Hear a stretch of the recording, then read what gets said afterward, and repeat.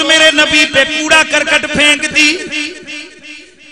ایک دن وہ بیمار ہو گئی, میرے مصطفیٰ اس کے گھر تشریف لے گئے.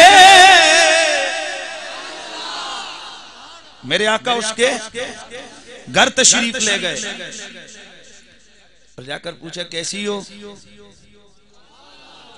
طبیعت کیسی ہے؟ آئے ہائے. میرے آقا واپس آنے لگے, کہنے لگی میری بات سنو گے؟ فرمایا بول کیا کہتی ہے؟ کہنے لگی وہ جو کلمہ تم پڑھا کرتے ہو ذرا مجھے بھی تو پڑھا دو نا, مجھے اپنی غلامی میں قبول کر لو. میں کتنی بدکارہ, میں کتنی ظالمہ, اور تم ہو کہ تم. اور یہی واقعہ بیان کرتے ہیں تو کہتے ہیں نبی کی یہ سیرت بھی تو ہونی چاہیے. وہ تو دیکھو کوڑا کرکٹ پھینکتی ہے اور اس کو بھی وہ معاف کر دیتے ہیں. تو اس طرح یعنی ہمیں دبے لفظوں میں کیا کہا جاتا ہے کہ کوئی گستاخ چڑھے تو اسا معاف کر دو. کیا کہا ہمیں نصیحت کیا دکھائی دی جاتی ہے کہ گستاخ چڑھے تو اسا معاف کرو.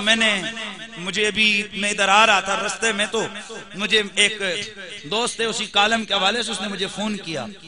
تو میں نے کہا یار, کہا جی اس کا کیا جواب ہے؟ میں نے کہا پہلا جواب تو یہ ہے کہ یہ مکے کا واقعہ ہے. یہ واقعہ کہاں کا ہے؟ مکے کا. اور میرے نبی کی مکی زندگی میں میرے نبی کو اللہ نے جو تربیت کی تھی دین کے حوالے سے وہ یہ تھی کہ اے میرے حبیب, یہ جو مکے کے بدو, یہ ظالم, یہ کافر ہیں, انہیں بڑی حکمت سے, انہیں بڑی موعظت حسنہ سے دین کی طرف لاؤ. نرمی رکھو, برداشت کرو. کیا کرو؟ برداشت. یہ کب کا واقعہ جی؟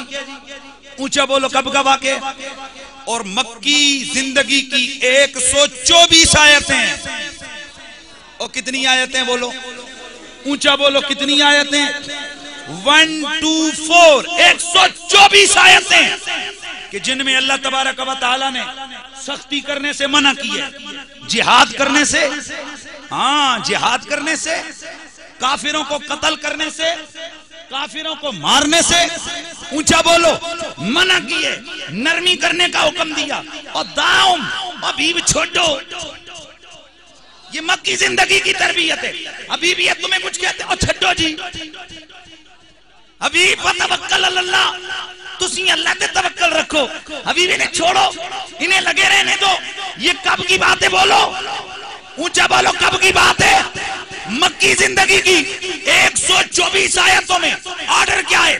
ان کو چھوڑیے, جتنا وہ کریں اتنا کیجئے, حکمت سے, پیار سے ان سے نپٹیے.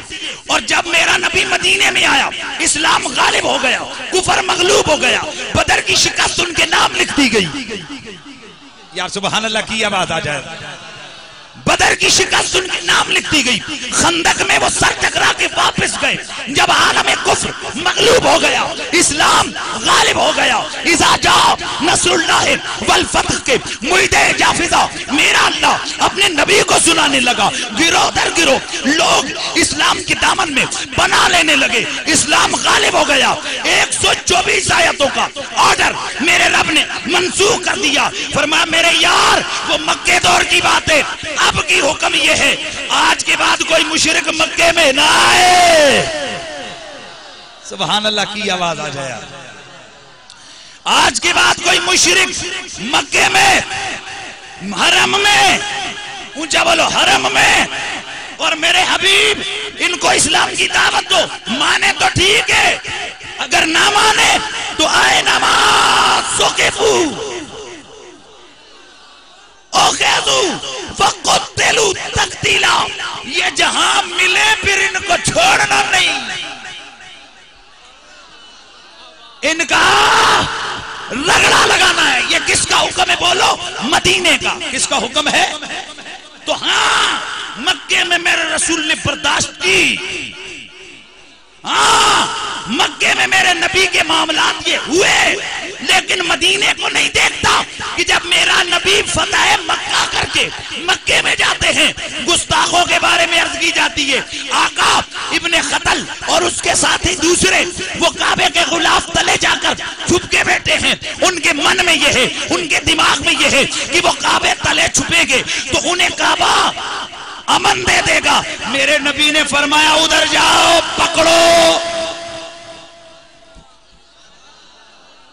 اشارے سمجھتے ہو تو بول بھی چھڑیا کرو نا. جاؤ کعبے کے نیچے سے غلاف کے نیچے سے نکالو. بات سمجھ آ رہی ہے؟ اچھا اب توجہ کرنا. پتہ چلا نبی کے گستاخ کو کعبہ بھی امان نہیں دیتا. کعبے میں یہ جو نا کیا کہتے ہیں، کعبے میں کسی زیرو کو سوائے جو چیزیں شاہ صاحب نے بیان کی ہیں ان کے کسی چیز کو قتل کرنا ناجائز جرم ہے. اگر کرو گے تو پکڑے جاؤ گے، دم لازم آئے گا، جرمانہ لازم آئے گا. توجہ رکھیے. لیکن نبی کا گستاخ اگر کوئی انسان بھی جائے، نبی کا آرڈر کیا ہے؟ اس کا گلہ کاٹ دو. اب کچھ بات سمجھے آپ کے نہیں سمجھے؟